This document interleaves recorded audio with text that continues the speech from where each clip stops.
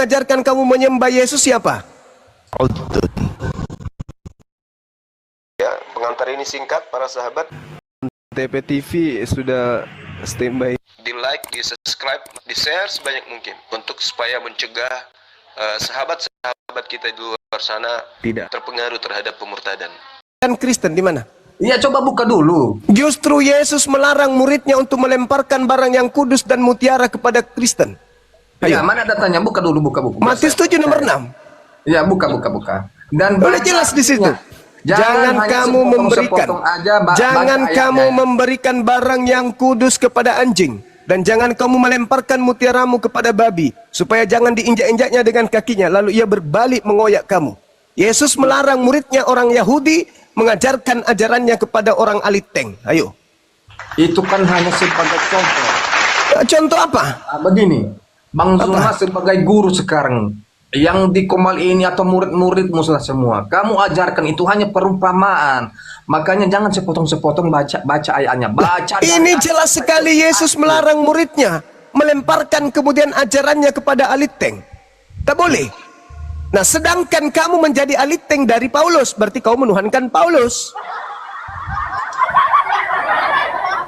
Siapa yang mengajarkan kamu makan babi? Catat dulu, tanya dulu. Paulus itu adalah siapa yang mengajarkan kamu makan babi? Itu dulu. Paulus itu adalah siapa yang mengajarkan kamu makan babi? Itu dulu. Gak ada yang mengajarkan. Paulus itu yang mengajarkan kau makan babi. Kolose 2 nomor 16. Jangan lagi kau mau diperhambat, jangan lagi kau mau diatur tentang makanan. Semuanya halal, tidak ada lagi boleh haram bagimu. Tak boleh. Kan itu semuanya halal. Babi itu kan halal. Nah, itu yang ngajarin siapa? Bahwa Paulus adalah dikiranya enak itu babi, padahal enak. Berarti kau ini hamba Paulus, kau menuhankan Paulus berarti. Menuhankan sama mengikuti sama dengan kalian, sama dengan Muhammad. Itu kan ajaran si Paulus. Dia menerangkan karena dia berarti guru. Kau menuhankan Paulus. Enggak, bukan Tuhan itu. Kau mengikuti ajaran Paulus, berarti kau menuhankan Paulus. Menuhankan kok. Dia itu kan generasi. Kau mengikuti semua instruksi Paulus. Contoh, di dalam Galatia 5, jangan kau menyunatkan dirimu. Barang siapa menyunatkan dirinya, maka Yesus Kristus tidak berguna baginya. Siapa yang kau ikuti tidak bersunat? Paulus. Berarti kau menuhankan Paulus. Ketepak. Saya mau tanya dulu. Ketepak. Saya mau tanya dulu. Bang Zuma itu disunat enggak? Saya disunat. Berarti kamu mengikuti Paulus juga kalau disunat? Oh, enggak dong. Saya bukan pengikut Kristen. Saya pengikutnya Nabi Muhammad. Nabi Muhammad mengajarkan salah satu fitrah itu adalah sunat. Nabiku yang mengajarkan. Saya mengikuti nabiku. Ayo, berarti saya mengikuti nabiku. Kalau Bang Zuma disunat, sekarang yang melarang bersunat siapa? Yang melarang. Paulus itu melarang bersunat. Nabiku memerintahkan bersunat. Paulus melarang. Galatia 5 nomor 2. Barang siapa menyunatkan dirinya, maka Yesus Kristus tidak berguna baginya. Siapa yang melarang itu? Paulus. Siapa yang mengajarkan kamu tidak bersunat? Paulus. Kau yang menuhankan Paulus. Oke Bang Zuma. Apa? Bang Zuma. Apa? Aku mau tanya ini Bang ya. Tunggu dulu. Kau betul menuhankan Paulus? Dengar dulu Bang. Betul kau menuhankan Paulus? Dengar dulu. Ketepak. Enggak, kami enggak menuhankan Paulus. Dia itu adalah guru. Mas Orang generasi. Dia itu adalah guru, bukan Tuhan. Ya guru lo, gurumu. Sama dengan kamu mau kuliah, mau sekolah, mau SMK, mau SMP. Gurumu mengajarin kamu. Ketahuan. Apa yang diajarkan gurumu itu kamu terangkan juga kepada semua orang. Tapi itu bukan Tuhan, itu adalah guru. Guru sama Tuhan beda Bang Zuma. Yang mengajarkan kamu makan babi dan tidak bersunat adalah gurumu Paulus. Yang kau taati Paulus, yang mengajarkan kamu Paulus, yang kamu ikuti Kristen Paulus, maka Pauluslah Tuhan lo. Tapi kenapa daging babi enak? Tapi Paulus memang mengatakan di dalam suratnya, akulah yang menjadi bapakmu. Apa bapak itu? Tuhan. Dia katakan bahwa akulah yang menjadi bapakmu. Artinya Paulus ini mengajarkan bahwasanya akulah yang menjadi Tuhanmu. 1 Korintus 4 nomor 15. Gimana baca dulu, buka dulu kameramu. Oke. Jangan kamu baca-baca aja ayatnya kamu. Sekalipun kamu mempunyai beribu-ribu pendiri dalam Kristus, kamu tidak mempunyai banyak bapak. Karena akulah Paulus yang dalam Kristus Yesus telah menjadi bapakmu oleh Bible yang kuberitakan kepadamu. Artinya baca. Sama dengan isi Al-Quran kalian itu kan ada bacaan Arabnya, ada bacaan bahasa Indonesianya, ada Paulus bacaan mengajarkan artinya. akulah yang menjadi Makanya bapakmu. kau jangan sesatkan orang-orang Yesus yang mengatakan, ada di Komal Bayang jangan di Ponorogo. kamu menyebut bapak. Jangan kau menyebut bapak siapapun di atas muka bumi ini. Matius 23 nomor 9. Apa kata Semua Yesus? orang Janganlah percaya kamu bahwa apa yang kamu menyebut sampaikan, karena kamu siapapun. menyesatkan. Janganlah kamu menyebut siapapun bapak di bumi ini. Karena hanya ada satu bapakmu, yaitu dia yang di surga. Tapi Paulus mengajak pengikutnya, aliteng, sekalipun kamu mempunyai beribu pendidik dalam Kristus, kamu tidak mempunyai bapak. Karena akulah dalam Kristus telah menjadi bapakmu. Siapa Tuhanmu? Namanya siapa? Bapak Paulus. Iblislah yang menjadi bapakmu. Dan kamu mau melakukan keinginan bapakmu. Iblis, dan kau mau melakukan keinginan bapakmu. Bapakmu menginginkan kamu jangan bersunat. Kamu ikuti. Bapakmu menginginkan hapuskan Taurat. Kamu ikuti. Bapakmu mengajarkan tinggalkan kudus. Tinggalkan hari Sabat. Kau ikuti. Bapakmu mengajarkan halalkan babi. Kau ikuti. Bapakmu mengajarkan menyembah anak Maria. Kau ikuti. Semua yang diperintahkan bapakmu Paulus kau ikuti. Iblislah yang menjadi bapakmu. Makanya Yesus mengatakan kepada muridnya, waspadalah kepada penyesat alias iblis yang datang kepadamu memakai namaku dan berkata akulah Kristus. Mereka akan menyesatkan banyak. Paulus berkata dalam suratnya 1 Korintus 11 nomor 1, aku adalah Kristus.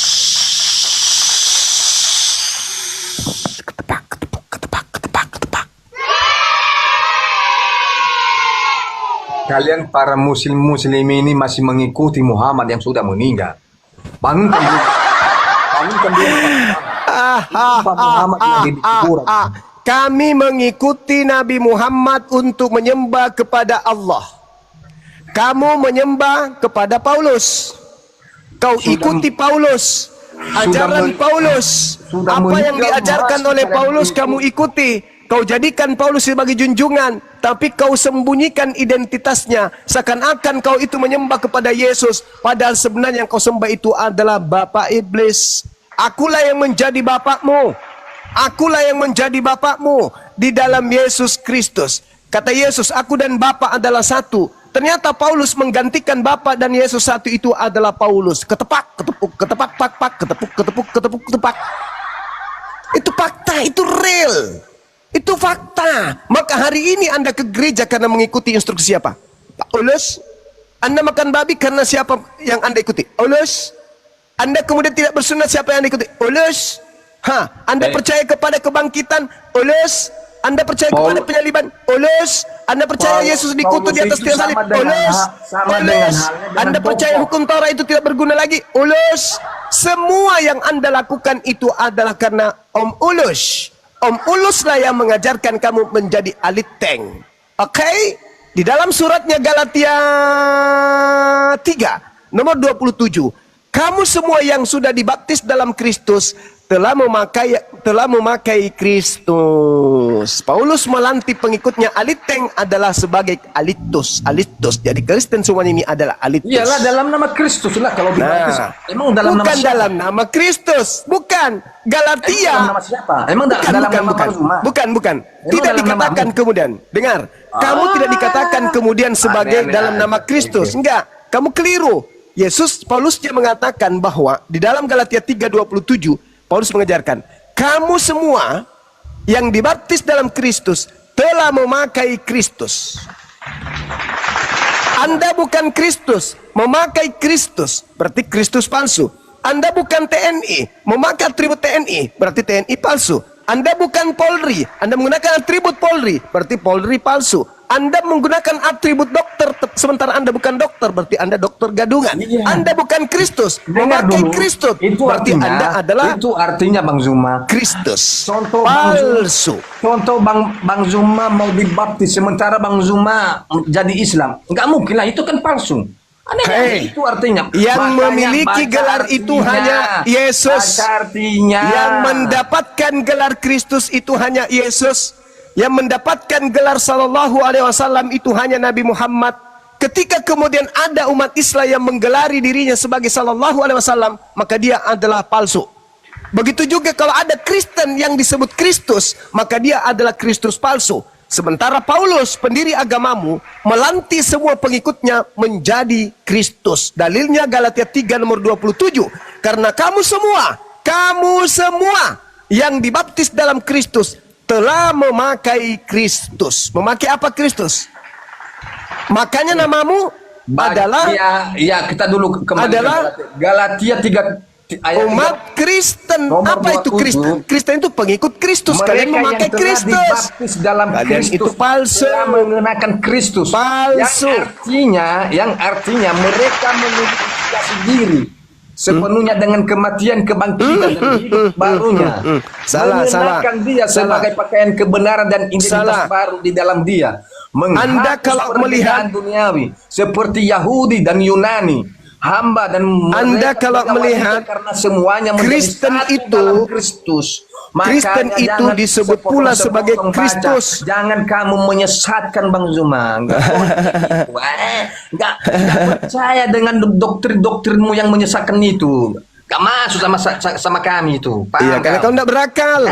Di situ sangat jelas. Karena kamu semua yang dibaptis dalam Kristus telah mengenakan Kristus. Orang-orang Kristen tidak lagi disebut hamba, tapi disebut anak. Berarti bukan cuman Yesus yang anak, tetapi Kristen juga anak. Dengan kata lain, Anda menyetarakan diri Anda dengan Yesus yang adalah Tuhan Anda itu sendiri. Apakah itu adalah sebuah kebenaran ketika kita setara dengan Tuhan kita? Jelas itu adalah kesesatan. Kamu oleh Paulus disetarakan dengan Yesus. Kalau kamu disebut sebagai anak sulung, kata Paulus, Yesus juga adalah anak sulung. Sedangkan Kristen juga disebut sebagai anak sulung. Yang mana yang betul? Anda yang anak sulung atau atau Paulus yang anak sulung? Mana yang betul? Terserah mulai mana yang kamu suka aja. Oh, nggak bisa begitu dong. Nggak boleh begitu. Harus kamu katakan bahwasanya betul yang kau katakan Bang Suma. Kami memang adalah anak sulung. Nah, kalau kamu anak sulung, berarti kamu juga adalah Kristus. Kita lihat di dalam Kolose 1:15. Yesus adalah gambar Theos yang tidak kelihatan. Yang sulung lebih utama dari segala yang diciptakan. Yang sulung dari utama yang diciptakan. Yakobus 1:18, Paulus mendoktrin atas kehendaknya sendiri. Dia telah menjadikan Kristen oleh firman kebenaran, supaya kita Kristen pada tingkat yang tertentu menjadi anak sulung di antara semua ciptaannya. Berarti menurut Paulus, Anda dan Yesus itu sama-sama adalah yang sulung dari ciptaannya. Berarti Anda setara dengan Yesus, Anda selevel dengan Yesus. Dan Galatia 3:27 memang betul, karena kamu semua yang dibaptis dalam Kristus telah mengenakan Kristus, setara. Kamu bukan lagi anak-anak, kamu bukan lagi hamba Tuhan, tapi kamu adalah anak Tuhan, setara Yesus. Adalah hal gila kalau ada manusia setara dengan Tuhannya sendiri. Bang Zuma emang secara fisik atau secara kasat mata emang bisa lihat Tuhan? Lah, kenapa kau tanya saya? Tuhanmu itu bisa dilihat, bahkan bisa dibunuh. Tuhan Yesus kami itu dia datang di dunia itu sebagai bisa dibunuh. Paham kau? Bisa dibunuh. Dia kan menebus dosa manusia. Bisa dibunuh enggak? Tuhanmu bisa dibunuh enggak? Ya, Tuhanmu bisa dibunuh. Pengorbanan dia itulah. Saya ulang pertanyaan saya. Tuhanmu bisa dibunuh. Nah, dia kan melakukan pengorbanan. Sekali lagi. Tuhanmu bisa dibunuh. Tuhanmu bisa dibunuh. Itu kan hanya gambaran sebenarnya. Hai. Itu kan hanya gambaran. Saya ulang lagi, Tuhanmu bisa dibunuh. Nah, walaupun dia ngoceh sendiri teman-teman. Contohnya dia disiksa. Dia kan menebus dosamu, Bang Zuma. Supaya kamu itu masuk surga. Makanya kamu mengikuti agama Kristen, biar kamu paham hidup yang kekal. Ya, jangan kamu menyesatkan saja ajaranmu mutiara itu. Mutiara tidak bisa sampai ke mereka. Barang kudus tidak bisa sampai. Saya ulang lagi pertanyaannya. Kristen itu, Bang Zuma, Tuhanmu bisa dibunuh? Sejahtera. Beda dengan Tuhanmu bisa dibunuh? Yang suka menghujat, barang mutiara nggak bisa masuk ke mereka. Yang suka mengatakan barang suci tidak bisa masuk ke kamu. Nggak ada. Makanya Yesus, jangan kau melemparkan barang kudus kepada anjing. Jangan kau melemparkan mutiara kepada babi, sebab dia akan menginjak-injaknya. Saya ulang, apakah betul Tuhan bisa dibunuh? Ya, kau injak-injak, percuma kau diajarkan, kau injak-injak ajaran para nabi. Tuhan sudah mengatakan tak ada Tuhan selain aku. Kau injak-injak dalil itu, lalu kau katakan Tuhan itu pernah jadi manusia. Dosamu itu banyak loh, Bang Zuma. Malah ngaco. Masuk surga kalau kamu mengikuti Tuhan malah Yesus. Ngaco kemana-mana. Tuhan Yesus itu adalah kau Bapa. koyak-koyak mutiara. Memang Allah. betul. Beruntunglah kemudian Yesus tidak memberikan ajarannya kepada kalian. Beruntung sekali. Kenapa? Karena betul kau pijak-pijak mutiara itu kalau kamu dikasih. Kau pijak-pijak mutiara itu. Kau katakan Tuhan turun ke bumi dibunuh manusia. Itu penghinaan yang sangat dahsyat kepada pencipta. Kau pijak-pijak, makanya Yesus mengatakan jangan kau lemparkan mutiara. Jangan kau berikan kemudian barang kudus. Kepada siapa? Anjing dan babi. Daripada kalian menambah-nambahkan huruf Allah disebut Allah, sementara dalam tulisan Allah ada dengar ya Allah, ya Allah, padahal tulisan Allah. Kok bisa sudah tak ada ilmu, sudah nggak ada ilmu kalian itu ya, ngotot lagi. Ada ilmu ngotot lagi. Ya Allah, ya Allah. Memanglah betul mutiara tidak sampai kepada kalian, barang kudus tidak sampai kepada kalian. Karena kalau sampai mutiara itu kalian pijak-pijak, mutiara itu kalian injak-injak. Tuhan yang maha suci kau pijak, kau bilang Tuhan turun ke bumi dibunuh oleh manusia. Itulah kalian. Bersyukur Yesus tidak mengajarkan kepada kalian mutiara dan juga barang yang kudus. Bersyukur. Sehingga yang kau pelintir, yang kau imani adalah ajaran Tuhanmu. Yang dikatakan oleh Yesus, iblislah yang menjadi bapakmu. Dan kau mau melakukan keinginan-keinginan bapakmu. Halilintar. Untuk penonton, jangan lupa di Bang Zuma. Di Bang Zuma. Udah mulai nangis kau kan. Oke teman-teman, silakan dilanjut. Saya sarapan dulu sejenak, silakan. Ban karet naik lagi soalnya. Jangan lupa di Bang Zuma. Makan dulu mie goma apa lontong sayur begini. Kau makan lontong sayur dulu. Biar sehat kau. Nah, Kristen. Sebentar Bang Darel. Far izin turunkan dulu Far ya. Far. Oke. Monitor ya. Yes, okay. Oke, nanti naik lagi Far. Sorry Far. Oke. Silakan. Bang Darko, silakan buka mic aja Bang Darko. Ganti Bang Darko. Bang Charles monitor. Bang Charles. Waduh, kemana nih? Ya. Pada ini Bang Rio, Pak Turiman. Wah. Iya, gimana Bang? Bang Darel, gimana Bang Darel? Itu ya Bang Darel. Bang Darel sudah mendengar sendiri bagaimana ya dialog ini ya sehat atau tidak begitu ya kan? Nah, bukan dilarang berdialog, berdebat agama. Rasulullah juga pernah didatangi oleh Yahudi Nasrani ya. Maka turun asbabun nuzul surah Al-Imran ayat 667 itu. Diajak muhabalah ya kan begitu. Maksud kami, Bang Darel, boleh dialog lintas teks, namanya moderasi beragama. Karena tak kenal lah itulah, makanya tak sayang. berkasih sayanglah kita, kan begitu. Boleh. Jadi Ustadz Juma ini ingin membentengi umat-umat Islam itu dari hal-hal yang seperti ini begitu. Itu visi dan misi dari API. Kalau saya dari YPM Tauhid sekedar mencerahkan saja. Kami lebih banyak penelitian, ya, lebih banyak penelitian. Yang saya bina ini adalah kelas-kelas mahasiswa, profesor, doktor yang mualaf. Makanya saya lebih menggunakan ya penelitian akademisi. Bang Darel. Bang Darel di mana Bang Darel? Kalimantan? Waduh, mati lampu lagi, mati lampu.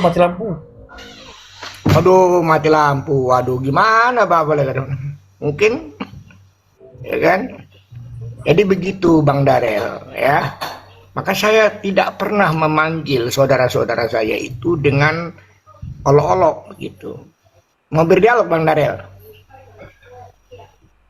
Halo Bang Darel, mau berdialog? Nah, kalau saya khusus membahas penelitian tentang fakta persidangan anak manusia. Lanjut. Ya kan? Iya. Saya masih pakai data dulu, takutnya nanti mati lampu lagi. Ini udah nyala. Oh iya, pakai data. Saya pakai Iya, data. Ada penelitian saya kok. Oke, lanjut. Ya, penelitian saya ada. Boleh, silakan dipaparkan penelitiannya, Bang. Kalau penelitian saya ya itu ya tadi ada kan angkatan jahat dan angkatan baik. Ada kelompok Sahendrin, ada komunitas Sahendrin di mana ya Isa al-Masih itu sebenarnya nabi terakhir, rasul terakhir bagi Bani Israel. Bang jalan persebentar. Enggak. Bani Israel, Bani Yakub gitu loh. Nah, makanya ya kan di dalam Al-Qur'an surah 22 ayat 78 ya kan, dan Al-Imran 3 ayat 68. Jadi begitu Bang Darel. Mau membahas fakta persidangan? Penelitian saya khusus memang fakta persidangan anak manusia itu. Ada yang unik di situ. Makanya di Bible saudara itu ada namanya Kristus Yesus dan Yesus Kristus, dua hal konsep yang berbeda. Pakai data ya. Tuh. Gimana Bang Darel? Siap? Saya mau pergi nih. Saya sebentar lagi ada arisan komunitas soalnya. Ya, silakan dipaparkan aja apa hasil penelitian Abang itu. Judul penelitian saya adalah distorsi figur Yesus Kristus dalam pemerintahan Pontius Pilatus dan Herodes. Analisis konstruksi sejarah hukum, semiotika hukum, dan validasi teks Bible dan Al-Quran. Itu ya penelitian saya. Dengan penelitiannya bahwa penelitian ini karena banyaknya dialog lintas teks ya, karena kebutuhan untuk memahami historisitas daripada Bible ya. Kami memang litbang kami memang begitu ya. Jadi diawali dengan peristiwa Mengstra dari Sahendrin ya, ingin menangkap, ingin memetongkan Yesus ya. Nah, jadi imam-imam kepala dan seluruh mahkamah agama Sahendrin itu mencari kesaksian. Matius 26:59 itu diawali dengan itu. Di Matius 26 diawali dengan itu, lalu terjadi peristiwa penangkapan. Ya. Nah, kemudian peristiwa persidangan. Nah, namun saya melakukan penelitian bahwa Pilatus itu menawarkan hukum kepada kelompok-kelompok Sahendrin dengan apa? Ya, apakah pakai hukum Taurat atau hukum Pilatus? Ternyata memilih menyerahkan. Nah, makanya di dalam Bible itu ada istilah Yesus Kristus dan Kristus Yesus. Nah, itu dimulai. Mau diawali dengan peristiwa penangkapan, Bang Darel? Silakan. Ya. Jadi peristiwa di mana Yudas Iskariot itu ya setelah perjamuan kan kerasukan si Bilis tuh. Nah, mereka menemui siapa? Menemui kelompok-kelompok Sanhedrin begitu. Ya kan? Akan menangkap, akan memetongkan Yesus, kan begitu sebagai manusia. Maka terjadilah peristiwa penangkapan yang kemudian perikopnya ini namanya ciuman maut, begitu ya. Nah, namun ketika Yudas ingin menangkap Yesus itu, dia memanggil rabi begitu loh. Nah, dia memanggil rabi. Matius 26:49. Ketika Yudas Iskariot mencium Yudas dalam penangkapannya, menyapanya dengan kata, "Salam Rabi." Kita tahu ya, itu gelar kehormatan. Kok jadi berubah menjadi kode pengkhianatan begitu? Dengan ciuman maut, simbol kasih itu. Berubah menjadi tanda penyerahan untuk penangkapan. Makalah terjadilah peristiwa penangkapan itu. Nah, jadi pertanyaannya kan dari peristiwa penangkapan, siapa yang menjadi konspirasi pengkhianatan itu? Jadi Yudas bertindak sebagai agen provokator dan informan dalam skema penangkapan itu. Betul, Bang Darel? Di Matius 26:14-16. Ya kan? Nah, tanpa surat perintah penangkapan. Ya.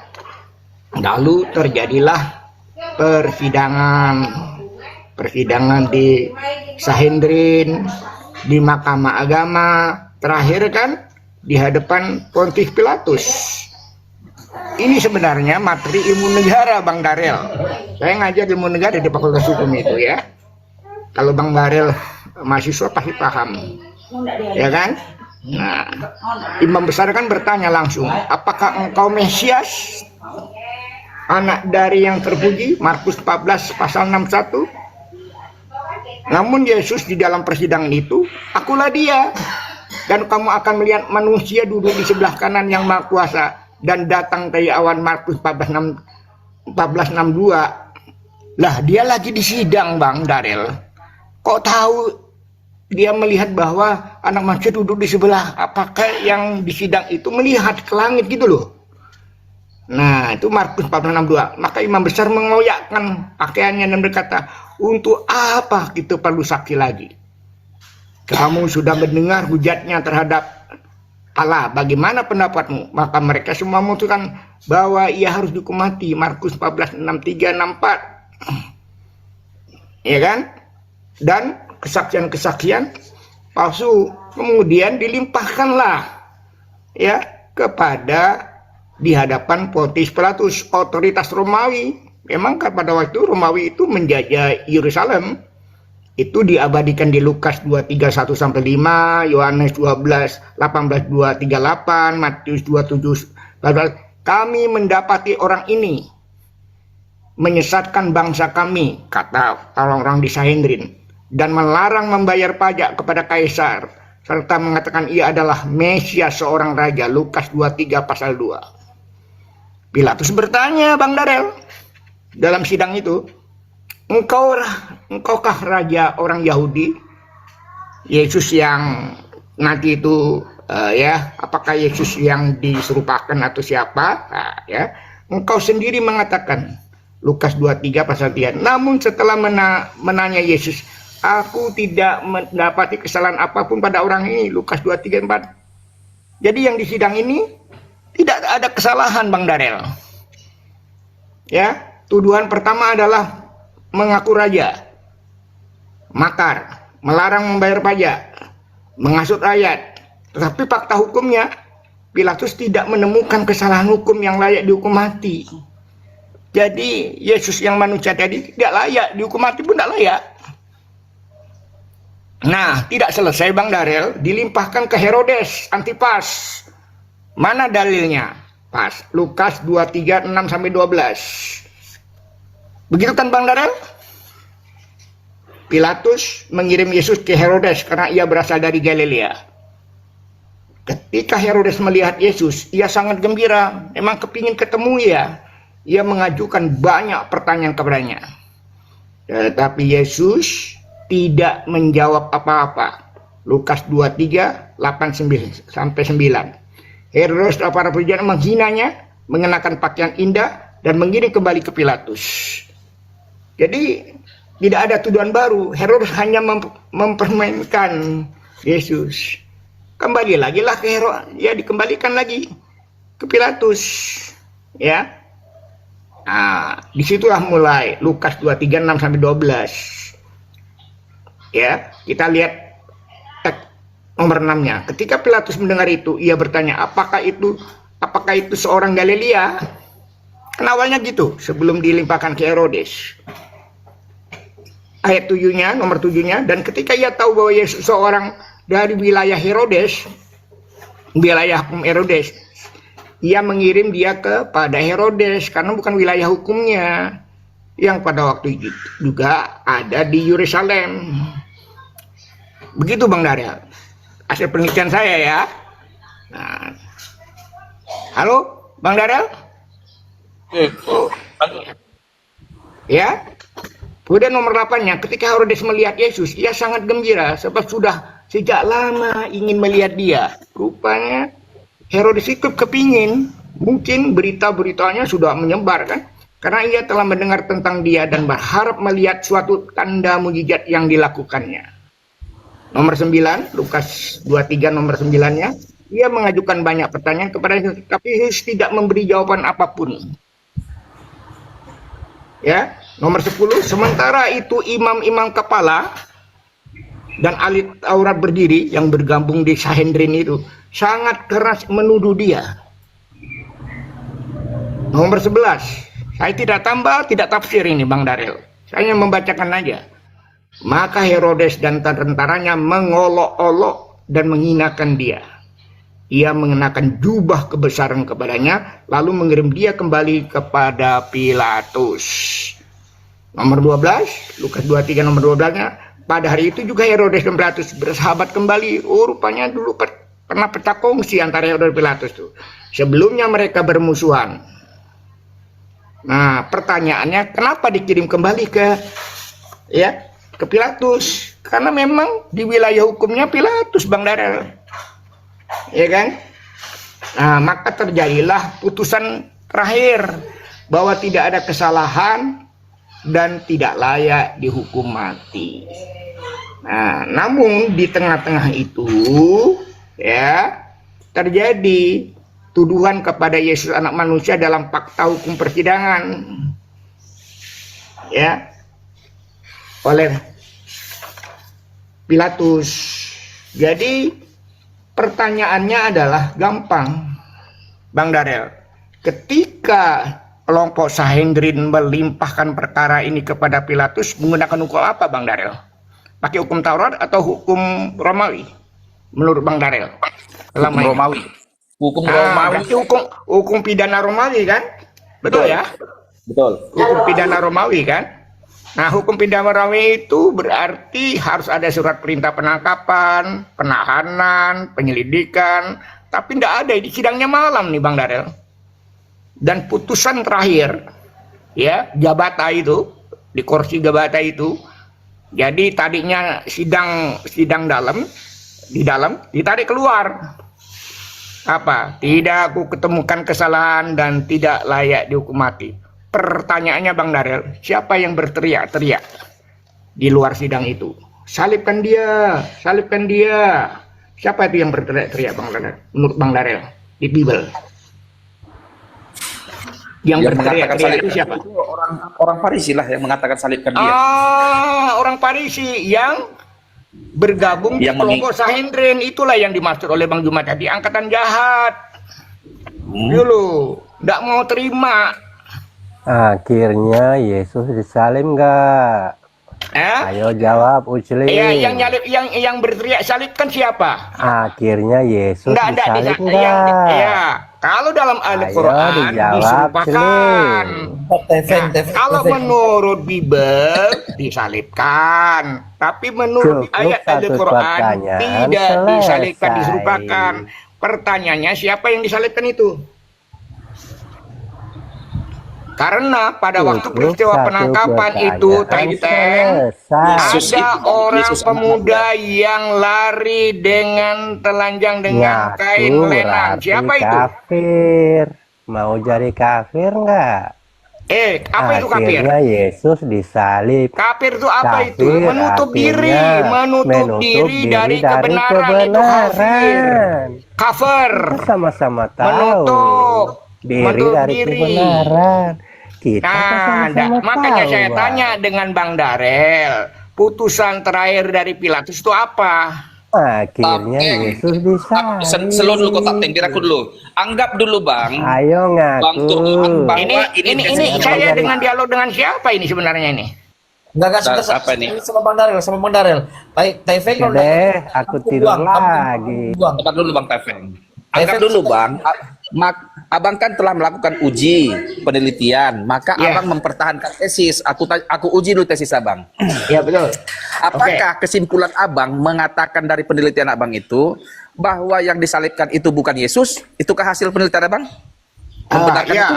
ya karena Oke. di tengah-tengah persidangan di pertengahan persidangan Pilatus, mereka Ya. mengatakan begini, ya, akulah dia dan sejak sekarang anak manusia duduk di kanan Allah, sedangkan dia sedang disidang di muka bumi.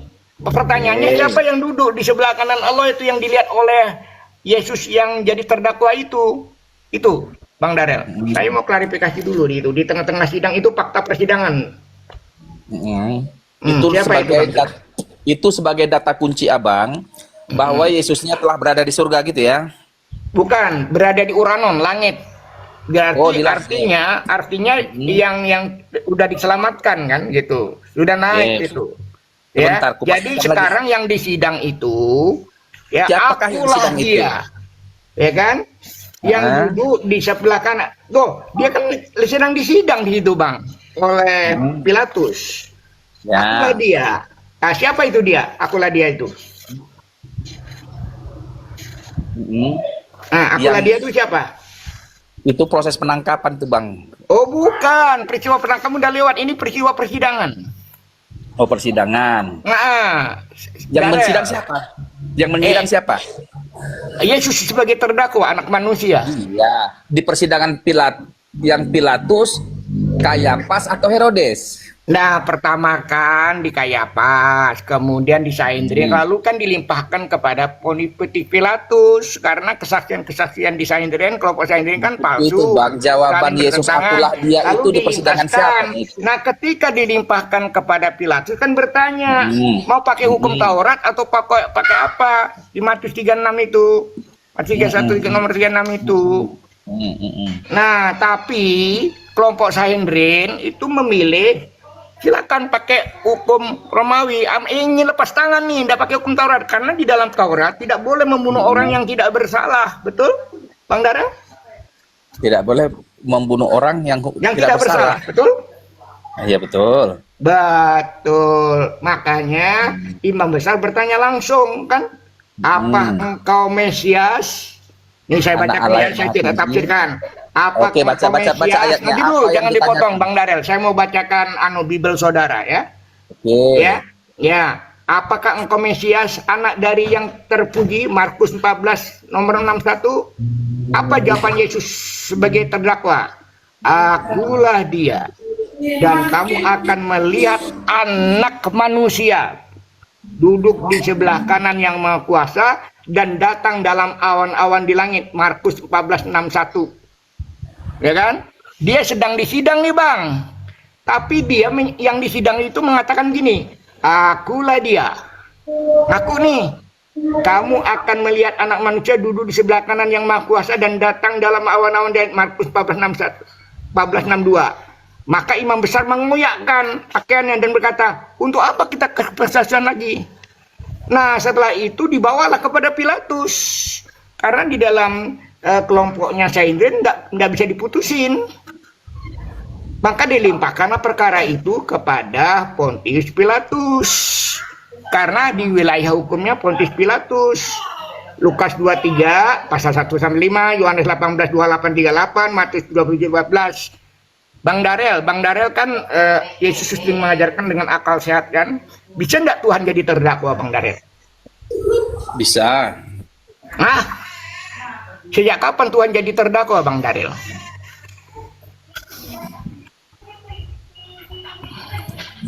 Kenapa? Sejak kapan Tuhan itu kan Sejak jadi kapan manusia? Tuhan jadi terdakwa disidang oleh manusia pakai oleh Pilatus itu sejak kapan? Yesus itu kan manusia dan dia adalah Tuhan. Dia Iya, disidang. dia manusia berarti yang disidang manusia kan, betul? Betul. Nah, bukan Tuhan kan? Yang Kenapa? sejak peristiwa penangkapan yang ditangkap itu manusia atau Tuhan, Bang Darel? Yesus itu kan manusia, Tuhan dan juga manusia. Di mana dalilnya itu, Bang Darel? Bang, itu Enggak, Bang. dia manusia setengah Tuhan itu di mana dalilnya, Bang Darel? Bukan setengah, 100% manusia, 100% ilahi. Nah, tadi waktu di fakta persidangan nih, di mana dia saya bacakan lagi, Pak. Imam besar bertanya tuh dalam persidangan ya, apakah engkau Mesias? Oke, Apa Bang jawabannya? Darel. Ya. Anak yang terpuji kata siapa? Kata imam Kata besar. Kayapas. Ya kayak Markus 14:61. Yesus menjawab apa, Bang? Di situ, Bang? Sebagai terdakwa dia menjawab apa, Bang? Menurut Abang? Akulah dia dan kamu akan melihat anak manusia duduk di sebelah kanan yang maha kuasa, padahal dia masih duduk di Gabata, masih duduk di kursi terdakwa dan datang dari awan-awan Markus 14:61. Bang, gantian Bang. Ya. Abang sekarang sebagai narasumber mempertahankan tesis Abang ya. Aku bertanya ya. Iya, Maka Bang, baik. oke, biar kita ada gantian ya. Maka Baik. sesuai dengan penelitian Abang membenarkan bahwa yang disidang oleh Kayapas itu bukan Yesus anak Maria, benar Bang? Manusia. Bukan. Manusia. Tanya Abang, loh. Bukan anak Maria. Karena dalam disidang? Kenapa Apakah saya yang disidang berargumentasi itu adalah seperti Yesus itu? atau Karena yang dalam disuruh peristiwa penangkapan ada hal yang unik. Ada yang melarikan diri seorang anak muda. Siapa itu anak muda itu, Bang Darel? Boleh kita ke situ, boleh. Ada seorang pada saat peristiwa penangkapan ada yang memakai kain lenan yang lari, iya kan? Yang lari. Iya. Aku tanya, menurut Abang siapa itu yang lari pakai kain lenan itu? Nah, di dalam Bible saudara itu menjadi misteri hanya satu teks saja di dalam Markus itu. Iya. Ya kan? Kain linen. Kain linen. Kain linen. Yang perjamuan terakhir itu pakai kain linen itu, ya siapa itu yang kemudian Yesus prediksi bahwa di antara kalian akan berkhianat. Hei Petrus, kamu juga akan menolak, akan ditandai dengan 3 kali ayam kokok. Tapi Yesus yang asli itu tidak membuka misteri siapa yang akan jadi pengkhianat. Padahal Petrus itu di samping Yesus waktu perjamuan terakhir itu.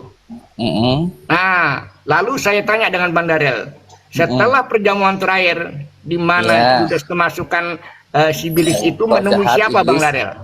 Saya tanya dengan Bang Darel, jujur Bang Darel dengan suara hati. Setelah itu menemui siapa? Dia menemui para ahli orang-orang Farisi yang ingin mengangkat Yesus. Betul, pinter Bang Darel, menemui para kelompok Sanhedrin yang sejak awal sudah punya mainstream yang ingin menangkap dan membunuh dia. Betul. Lalu Yesus yang asli kemana, Bang? Yesus yang asli kan, Bang? Dia berdoa kan, Bang? Di Taman Getsemani, benar, betul. Lalu si Yudas Iskariot menemui kelompok Sanhedrin itu, ya kan? Lalu minta upah itu, lalu yang menangkap bersama-sama dengan kelompok Sanhedrin itu siapa?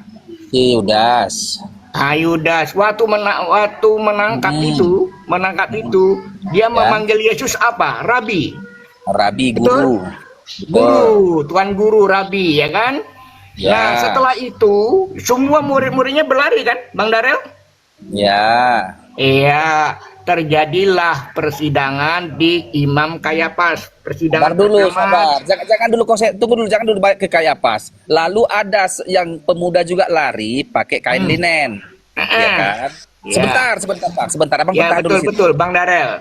Saya Bentar dulu. sependapat dengan saudara. Ada anak muda dalam peristiwa penangkapan lari dengan telanjang kain linen, lari ya, yang di dalam Bible itu tidak ada. Susah muncung anjing Saya loh, sudah Bang. verifikasi Emang susah. dengan beberapa literasi. Itu Siapa kubilang dia sebenarnya minum Islam? sendiri cairannya itu. Sebentar, Bang. Biar kita Itulah akibatnya. telaah lapangan, telaah TKP kita dulu. Di TKP itu ada tentara Romawi, ada orang Farisi, ada Yudas di kelompok penjahat ini, kelompok negatif ini yang ingin menangkap Yesus ini.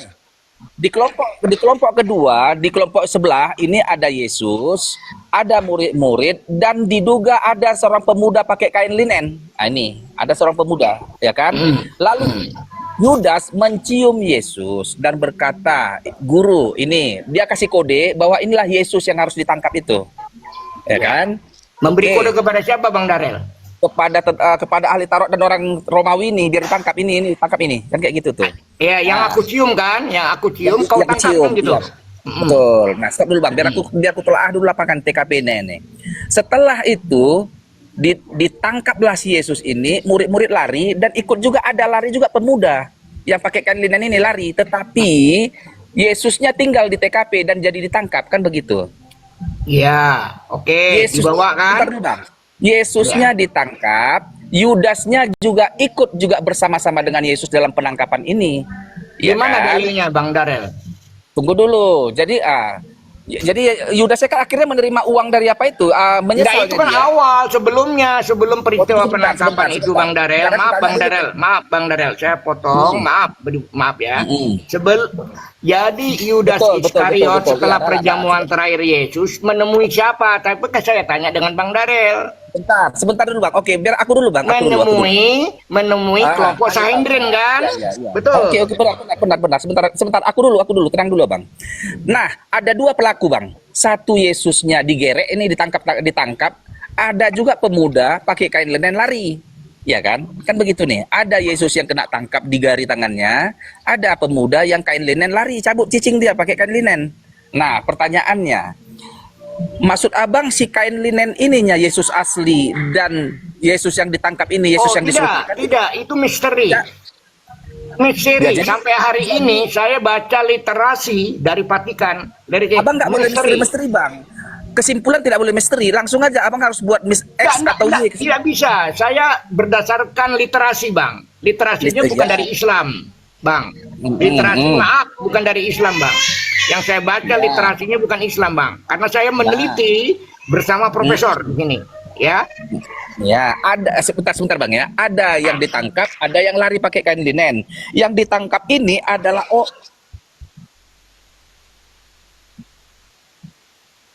ada pemuda yang ikut saja di situ.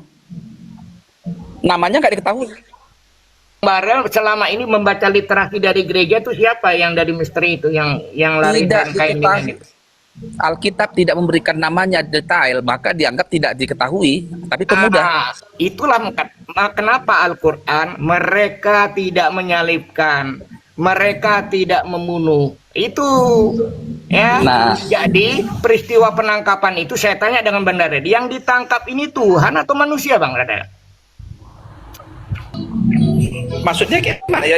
Enggak, ini peristiwa penangkapan ini ya cuman maut Yudas itu, Yudas dengan Yesus itu yang ditangkap manusia atau Tuhan, Bang Darel?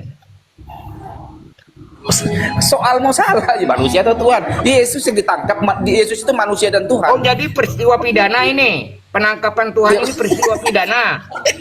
Bang, abang gini lah bang, abang nggak bisa bang menyatakan itu bukan Yesus yang disalibkan kalau Loh, fakta-fakta anak manusia lapangannya. selama persidangan Bang Darel, saya sudah neliti tek-teknya itu. Mereka, si Yesus sebagai terdakwa itu tidak pernah mengaku anak Tuhan, tapi anak manusia. Bahkan di tengah-tengah sidang itu, ya, ketika Sanhedrin bertanya, mengutip Daniel 7:13-14 dalam Markus 14:62, ya kan? Kamu akan melihat si Yesus menjawab begini nih di kursi persidangan itu ya, sebagai terdakwa. Ya. Kamu akan melihat anak manusia duduk di sebelah kanan yang maha kuasa dan datang di tengah-tengah awan di langit. Mereka sedang disidang nih. Lalu yang duduk di sidang nih, misalnya Bang Darel nih Yesus misalnya ya. Ya, saya Saender nih. Saudara Darel. Ya. Apakah kamu Mesias? Kan begitu Bang Darel. Ya. Lalu Bang Darel menjawab di Bible saudara itu, kamu akan melihat anak manusia duduk di sebelah kanan yang maha kuasa dan datang di tengah awan di Islam. Padahal Bang Darel masih di kursi terdakwa. Bang Darel melihat kemana itu? Ya kemana Melihat ya? Menghadap kepada mereka, kepada Sanhedrin itu, si kurang asam itu. Enggak, saya tanya klarifikasi dengan Bang Darel nih. Saya pakai analisis klarifikasi hukum. Betul. Yesus itu kan di sidang, ditanyain Iya. sama Sanhedrin. Iya. Ya, dalam fakta persidangan nih ya, dalam konteks Yesus ya, di dalam fakta persidangan ketika dihubungkan pernyataan Yesus sebagai terdakwa ya, di hadapan Sanhedrin. Ya kan? Kan ditanya oleh Sanhedrin, apakah kamu seorang Mesias? Kata si Sanhedrin kan. Pilatus kan hakim nih. Ya kan? Lalu Yesus itu menjawab, itu dikutip oleh Daniel 7:13-14 dalam Markus 14:62. Lalu dia jawab nih, si Yesus si anak manusia tadi itu, kamu akan melihat anak manusia duduk di sebelah kanan yang maha kuasa dan datang di tengah-tengah awan di langit. Betul. Ini pernyataan siapa menurut Bang Darel? Pernyataan Yesus. Dia sedang terdakwa kan? Di Betul. persidangan terdakwa kan? Betul. Lalu dia yang dia lihat anak manusia duduk di sebelah kanan itu pernyataan Yesus. Lalu dia melihat ke langit atau melihat terdakwa? Oke. Ayo. Melihat ke langit atau melihat terdakwa? Enggak ada dikasih tahu di Alkitab itu dia melihat siapa. Makanya ini saya bacakan teksnya ya. Saya tidak tambah tidak Biar kurang. kuterangkan aja Bang. Kamu akan melihat anak manusia. Kamu melihat anak manusia, itu kata Yesus sendiri nih. Iya Bang, biar kuterangkan aja sama Abang. Terserah Yesus asli atau Yesus palsu ya. Kamu akan melihat anak manusia duduk di sebelah kanan yang maha kuasa. Satu kategori. Dan datang di tengah-tengah awan di tengah langit. Itu kan. Nah, mendengar pernyataan Instruksi yang mulia. Interupsi. Di situ tidak dikatakan engkau akan melihat anak manusia, bukan akan, tetapi di situ kata non dalam bahasa Yunani. Dalam terjemahan LAI itu melihat tuh Bang Juma. Artinya begini yang mulia. Sekarang juga kamu, sekarang juga Yesus telah duduk, sekarang juga Yesus telah duduk di sebelah kanan Tuhan yang Maha Tinggi. Sekarang juga itu tertulis di dalam Lukas 22 nomor 69. Terima kasih yang mulia. Sidang dilanjutkan. Yang mulia Lukas 22:69. Lukas 22:69. Silakan Bang, dibaca di sana. Bahasa aslinya begitu. Tapi di dalam LAI akan melihat anak manusia. Dari mana terjemahan akan melihat itu? Bang Darel. Berapa tadi Bang? Biar kita buka teksnya. Bang Juma, tadi itu. Ya.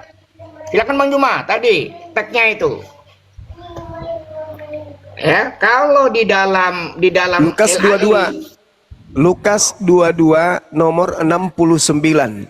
Si buka Bang terdakwa Darel, silakan Bang mengatakan Darel. sekarang juga Yesus sudah duduk di sebelah kanan. Nah, sementara ketika dia mengatakan sudah duduk di atas, berarti dia melihat ke atas, berarti yang sedang disidang ini bukan Yesus. Demikian yang mulia. Lanjut persidangannya. Ya, berarti kalau LAI kan akan melihat, padahal teks aslinya yang di situ, ya kan, sudah duduk. Bang Darel sudah duduk melihat ke atas Bang Darel. Makanya kesimpulan dalam literasi bahwa yang disidang ini siapa sebenarnya, gitu loh. Oke, coba kita lihat. Bang Darel. Abang sebentar. Markus 14 ayat 61 ya, 60 berapa ini? 61. Tetapi ia tetap diam dan tidak menjawab apa-apa. imam besar itu bertanya sekali lagi kepada dia, katanya, apakah engkau Mesias, anak dari yang terpuji? Jawab Yesus, akulah dia. Kata Yesus langsung ini ya. Dan kamu akan melihat anak manusia. Nah, Ini itu terjemahan LAI Bang Darel. duduk dia di sebelah Aslinya kanan sudah yang duduk. maha tinggi dan datang di tengah-tengah awan langit. Maka imam besar itu mengoyakkan pakaiannya dan berkata, untuk apa kita perlu saksi lagi? Udah dia ngaku sendiri kok. Salibkan aja ini. Kan begitu konsepnya itu. Iya, tapi LAI itu menerjemahkan akulah dia dan kamu akan melihat anak Iya, manusia. boleh. Asli bahasa aslinya Juma, itu sudah kau duduk. Juma, pandai-pandaian kau. Lukas berapa tadi Juma? Lukas berapa tadi? Tunjukkan sama aku Juma. Lukas berapa tadi ayatmu tadi? Biar jangan kau bilang aku hanya sepihak dari Markus saja. Juma mana? Markus 62. Di Juma tadi masih Si terdakwa ini mencoba untuk menipu persidangan. Tidak ada kata di dalam biar Lukas jangan aku hanya ngambil 22. Markus saja. Dari Lukas, mana Lukasmu itu? Lukas Tidak berapa? Biar ada kita di dalam Lukas 22 saat persidangan oknum tersebut mengatakan Lukas akulah dia. 22, nggak Dia apa-apa. mencoba untuk melakukan kebohongan. Jadi- Mohon supaya dituntut pasal berlapis yang mulia. Udah pusing si Juma Lukas ini dikasih 22:9, Darel. Lukas Tidak 22. ada kata akulah dia di situ. 9, Pak Itu Darel. penambahan. Dia mencoba untuk melakukan penipuan di persidangan yang mulia. Kok turun?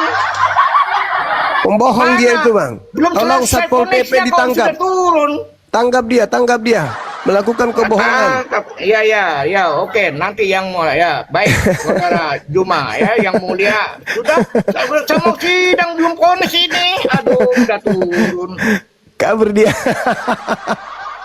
Saksi palsu dia itu yang mulia. Saksi palsu beliau itu. Aduh, saksi palsu rupanya. Kelompok Sahendrin ya? Iya, saya Hendrin beli itu. Kelompok Sahendrin, penerus Sahendrin ya? Ya.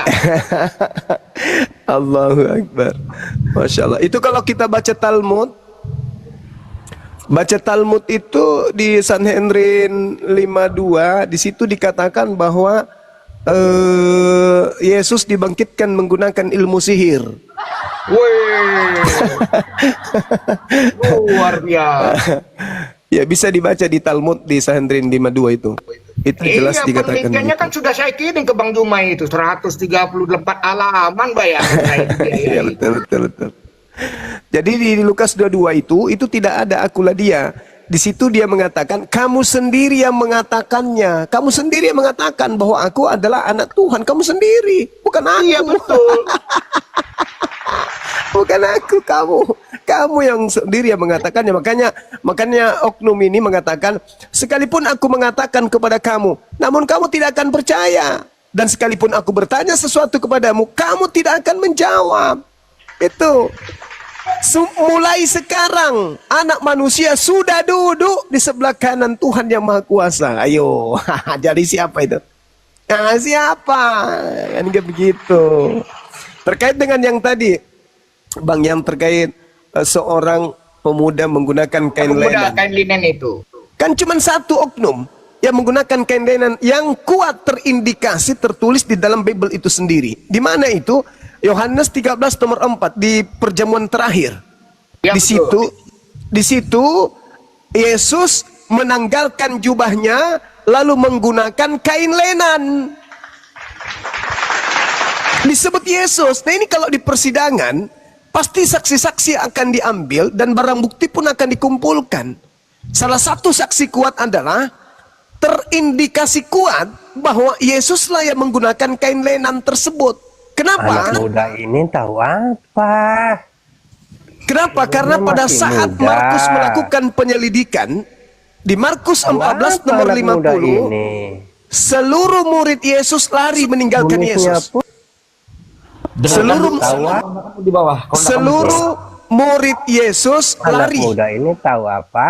ya di bawah aja. Seluruh murid Yesus lari meninggalkan Yesus. Berarti tinggal ada dua nih. Siapa itu? Yesus dan Yudas. Murid semuanya lari. Markus 14 nomor 50. Semua murid Yesus lari meninggalkan Yesus. Berarti tinggal dua. Bertiga dengan tentara-tentara Romawi. Tentara Romawi 1, Yudas 2, Yesus 3. Sekarang Ketika ada 2 atau 3, kira-kira di mana dan siapa di antara 3 golongan ini yang kabur? Yesus, Yudas, atau tentara Romawi? Pertanyaannya, kalau yang lari adalah tentara Romawi, buat apa dia lari? Kalau Yudas yang lari, buat apa Yudas lari? Sementara Yudas adalah persekongkolan terjadi antara dirinya dengan tentara Romawi, buat apa dia lari?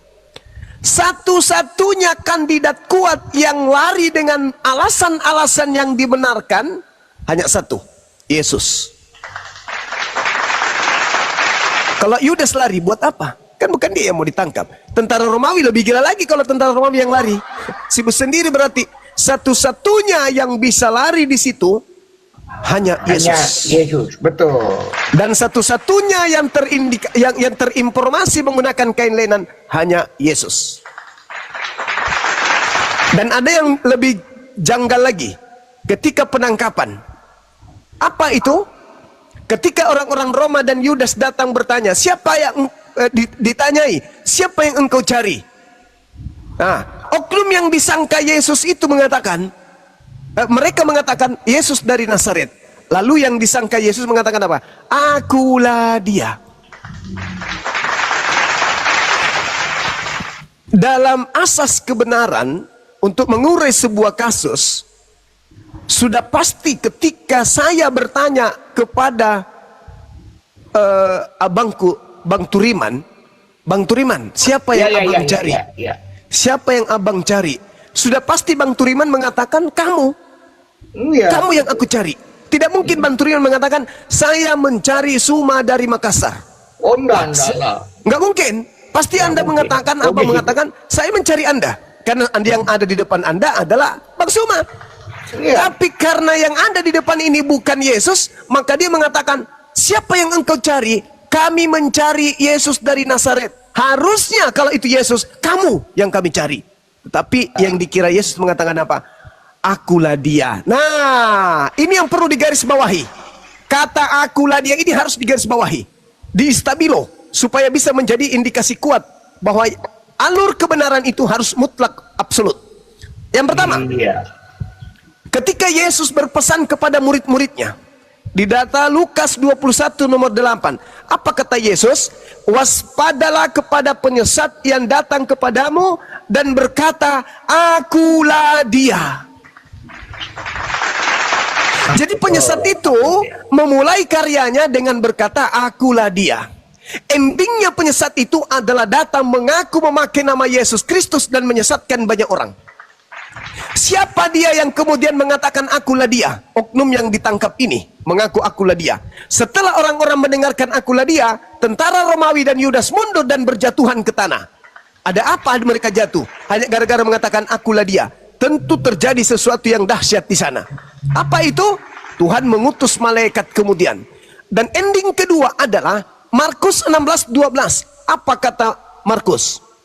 Yesus menampakkan diri kepada kedua muridnya dengan rupa yang lain. Nah, ini harus distabilo.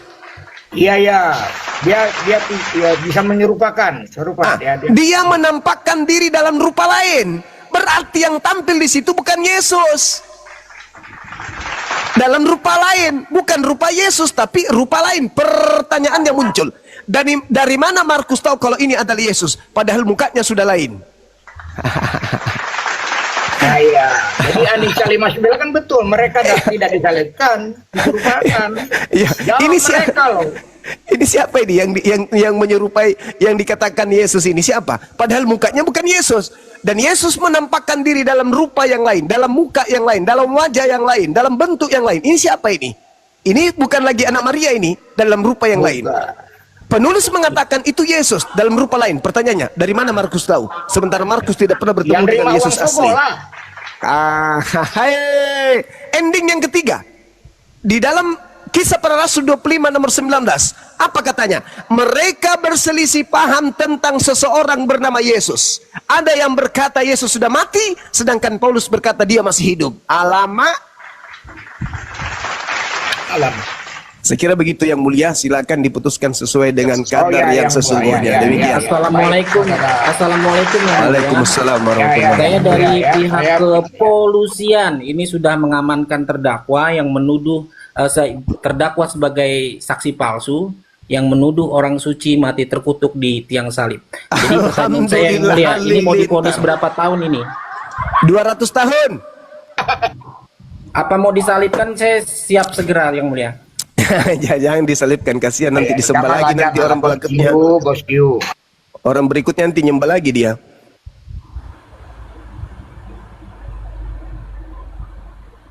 Jadi begini Bang Juma, saya lakukan penelitian ini bersama mualaf loh. Yang saya ajak teliti itu bukan abal-abal. Gelar doktor, profesor, tapi sudah dapat hidayah Bang Juma. Tapi butuh 4 tahun untuk dapat hidayah itu. Ya. Alhamdulillah abangku, kalau saya sendiri melakukan penyelidikan, saya bersama dengan Al-Quran surah An-Nisa satu ayat, yaitu 59 ya. Ya. 157. Mereka dalam keraguan. Mereka Benar dalam keraguan. sekali. Bacakan Bang Juma. Saya rindu dengan bacaan tajudnya Bang Juma. Silakan. Masya Allah, Al-Quran menjelaskan kepada kita semua bahwasanya apa yang diurai kemudian hari ini terkait dengan persidangan yang terjadi terhadap Nabi Isa alaihissalam. Allah subhanahu wa ta'ala menjelaskan begini. Bismillahirrahmanirrahim. Wa qawlihim inna qatalnal masiha Isa ibn Maryam Rasulullah wa ma qatalu wa ma salabu walakin shubbiha lahum wa innal ladzina ikhtalafu fihi lafi syakkim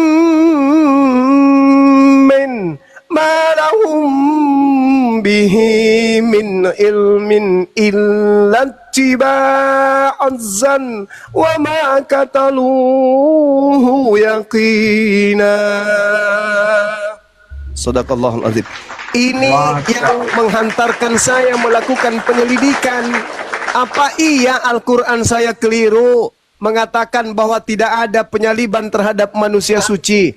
Apa Al-Quran saya salah mengatakan bahwasanya yang mereka bunuh itu adalah orang yang diserupakan? Subhanallah, berdasarkan ayat suci Al-Quran ini dan referensi Bible itu sendiri, dapat saya tarik kesimpulan bahwa yang menggunakan kain lenan itu hanyalah Yesus yang lari dari penangkapan. Masya Allah, subhanallah. Subhanallah, Masya Allah. Ya, Masya lanjut Allah, bang, lanjut bang. Saya bikin kopi campur masaku, lanjut. Masya Allah, Masya Allah. Ya, jadi istiqomah. Jadi penelitian ini hanya sekedar karena saya tertarik penelitian inspirasi sebenarnya dari mualaf. Pak Tudiman sebagai Ketua Pentawai juga dilakukan ditbang, kan ada ditbangnya. Ditbang ini lima wilayah bang. Kalteng, kita penelitian sama-sama. Saya bilang butuh narasumber, literasi kumpulin. Begitu. Ternyata kan tadi Bang Juma katakan sudah duduk di atas langit, sudah duduk. Tapi LAI akan melihat anak manusia duduk. Ini terjemahannya kok berubah begitu. Nah, kan begitu. Nah, menjadilah misterinya. Maha benar Allah dengan segala firman-Nya. Bismillahirrahmanirrahim. Qala kuntum ta'lamun sayya'uluna qul wa natasarun wa janubika fi syuri fala itsyaba bainahum yawma jatallahi minal qajimin hanya Allah. Ya. Maha benar Allah dengan segala firman-Nya. Maka 4 tahun profesor itu dapat hidayah Bang Juma. Setelah profesor itu berdapat, saya tidak sebutkan namanya, ya, semuanya badal login, ya, gitu. Yang mulia, ini izin saya menjalankan perintah yang mulia. Duduk di tempat kursi terdakwa yang tadi nggak enak rasanya ini. Assalamualaikum semuanya. Waalaikumsalam Waalaikumsalam warahmatullahi wabarakatuh. warahmatullahi wabarakatuh. Bung Rambe. Alhamdulillah. Persidangannya sudah selesai apa belum? Yang tersangka lari tadi, Bang Ada. Bang Juma terlalu keras, ketok.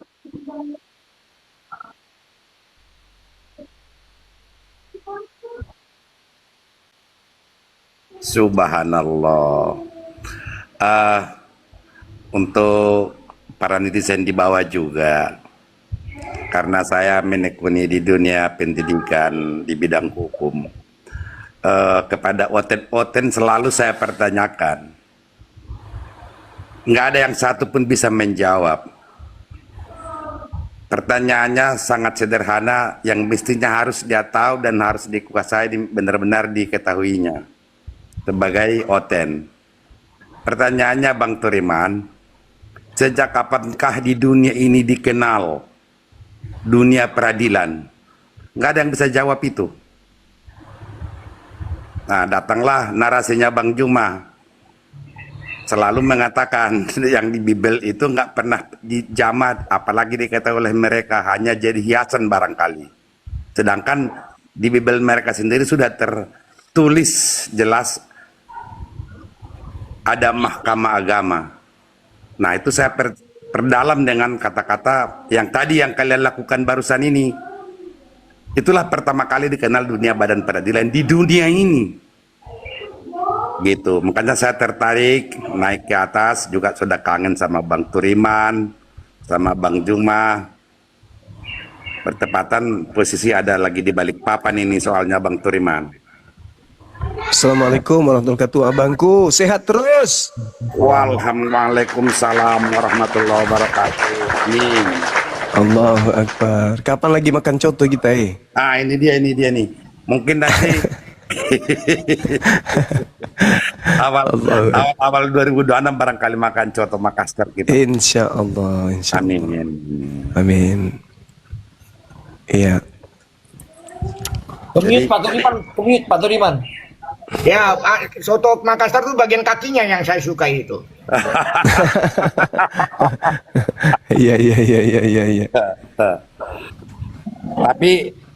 Tapi Bang Juma sudah 27 tahun ini umur, mungkin sudah nggak bisa lagi menikmati coto Makassar. Sudah ada lampu hijau dari lampu merah iyalah. dari dokter. Iyalah.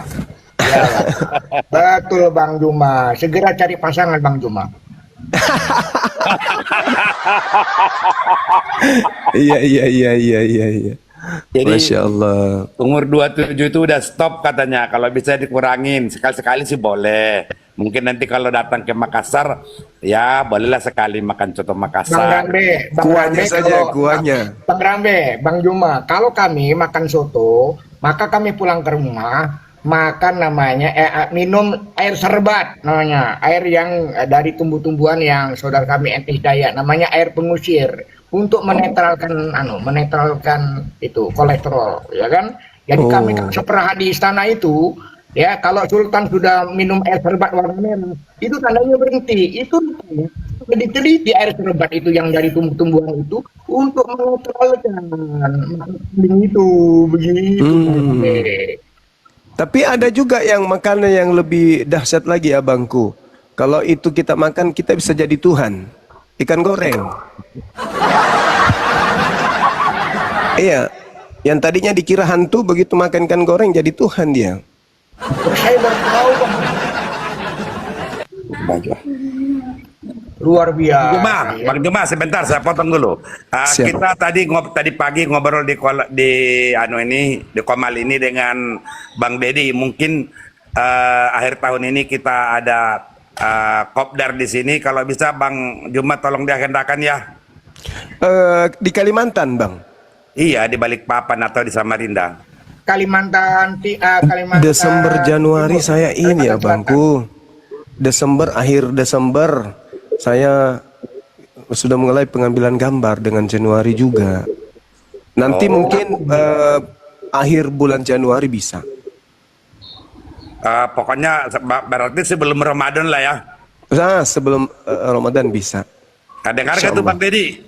Ya, iya siap Opung. Nah, Opung 2 hari ini mencari Bang Charles Simamora. Baru ini nih, buka Mac nih. Bandel juga nih Bang Charles nih.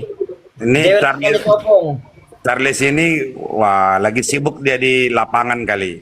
Jadi kalau gitu tolong diagendakan nanti segala sesuatu anunya dia menjawab. Bang Deddy. Assalamualaikum. Tulang. Waalaikumsalam warahmatullahi wabarakatuh. Hari tanggal 11 aku pulang ke Balikpapan, Tulang. Ketemu Balikpapan kita.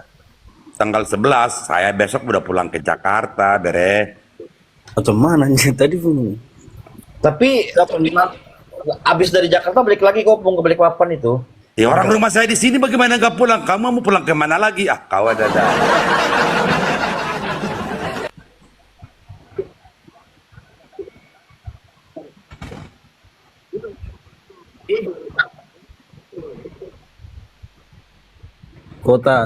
Kota Kalau Balikpapan yang lahat, kalau kota Balikpapan ya tempatku sekarang IKN Nusantara. aku sampai akhir bulan 12 Tulang di sana. Sampai akhir 12. Tadi Bang Juma udah bilang Desember, Januari ini nggak bisa. Nah, makanya jauh hari kita hendakan agar bisa nanti kita, pokoknya yang jelas itu sebelum Ramadan lah, kita kopdar di Kaltim, kita kumpulkan semua apologet-apologet. Pak Rambe, kalau dari Pontianak itu ke Balikpapan pakai jalan darat itu kurang lebih 2 hari. Tapi kalau pakai pesawat sebentar itu. Mantap. Kita kumpulkan nanti Kalteng, Kaltim, Kaltara, Kalbar. Balikpapan. Iya. Belum tembus jalannya, Trans Kalimantan belum tembus. Ada satu lagi karena itu jalannya lewat perusahaan sawit, jadi belum tembus itu. Mudah-mudahan kan Pak ya, tembus Mana itu? Mana yang belum tembus itu? Di Ketapang. Oh, di Ketapangnya. Oh iya.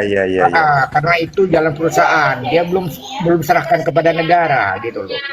Iya. Hanya tinggal 100 km. Iya, betul. Jadi mulai dari sekarang Charles diatur sama Bang Deddy ya. Siap Pulang. Ya, kita mengambil tempat di mana. Mana lebih enak, di Samarinda apa di Balikpapan? Enak Balikpapan Opung, di Balikpapan aja lah. Balikpapan aja. Balikpapan Opung. Kuat memang Charles.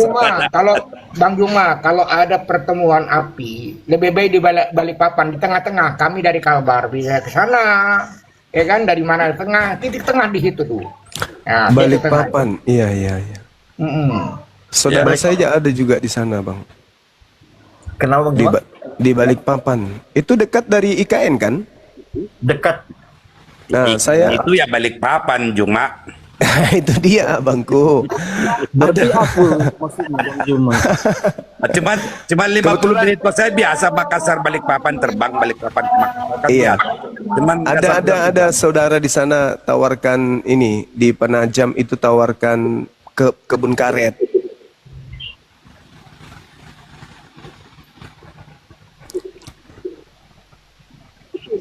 Kebun karet. Borong Bang Juma. Kebun Itu karet. bisa perumahan di situ, Bangku. Oh, boleh lah. Siap.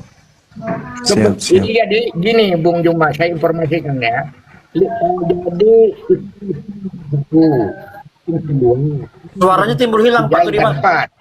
Lingkar 4, ada lingkar 4. Nah, lingkar 1, lingkar 2, lingkar 4. Lingkar 4 itu yang memang kebun karet itu ya, begitu. Borong kalau ada di situ. Ada alhamdulillah di situ nggak salah berapa hektar itu, kurang lebih 4 apa 5 hektar tadinya. Jadi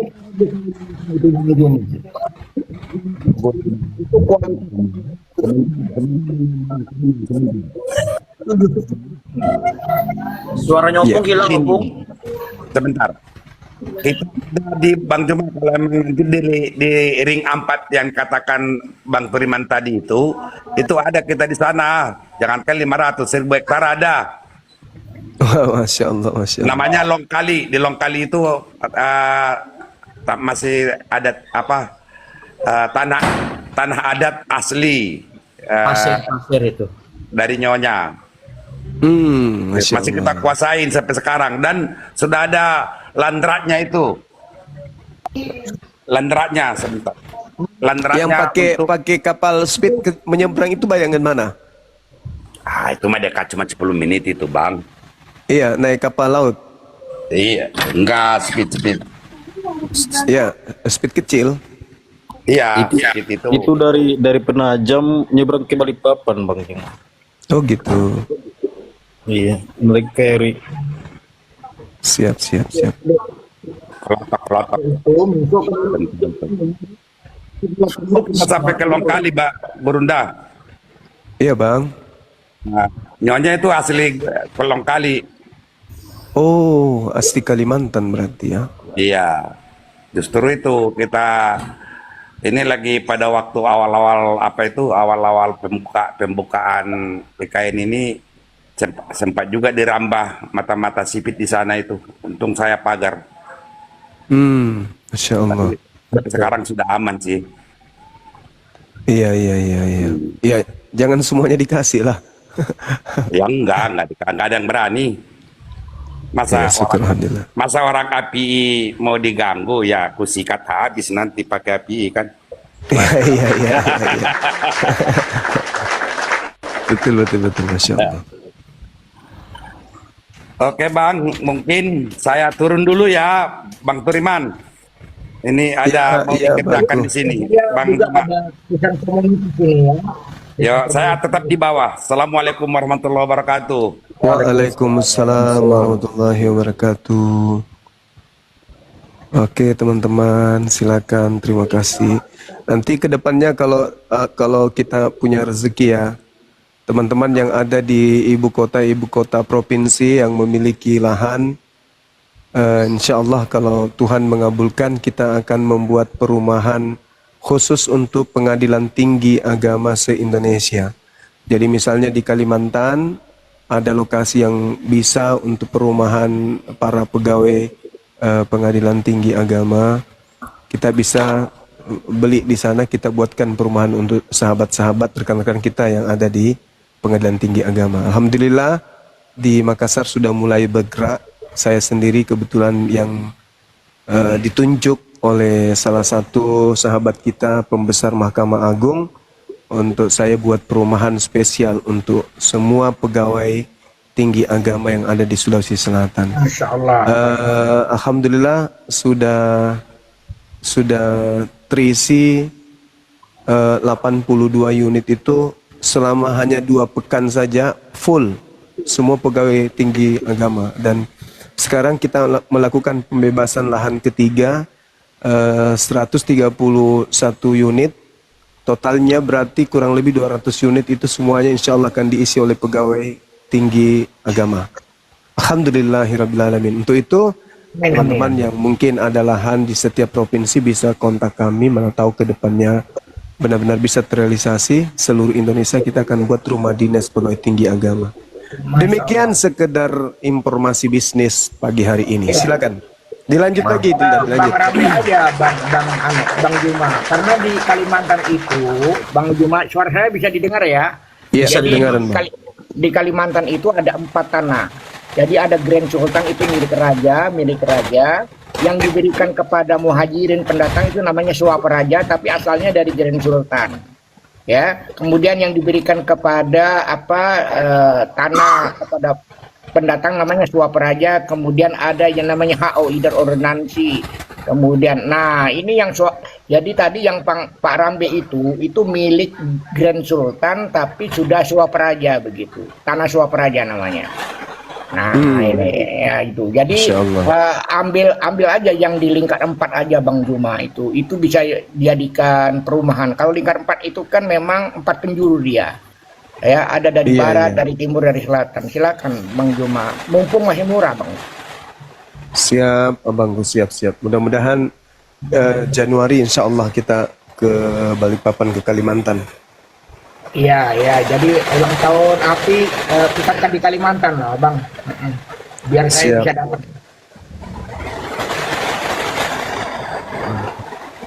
Ini ada noise.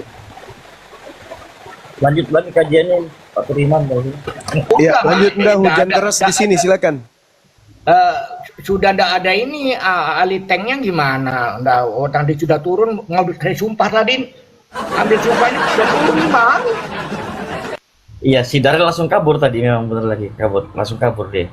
Iya, karena saya memang penelitiannya tentang fakta persidangan. Itu sebenarnya pelajaran ilmu negara semester 1 itu, Fakultas Hukum. Saya kan dosen. Cuma saya dapat gelar baru Bang Juma, dosen TikToker, dosen YouTube.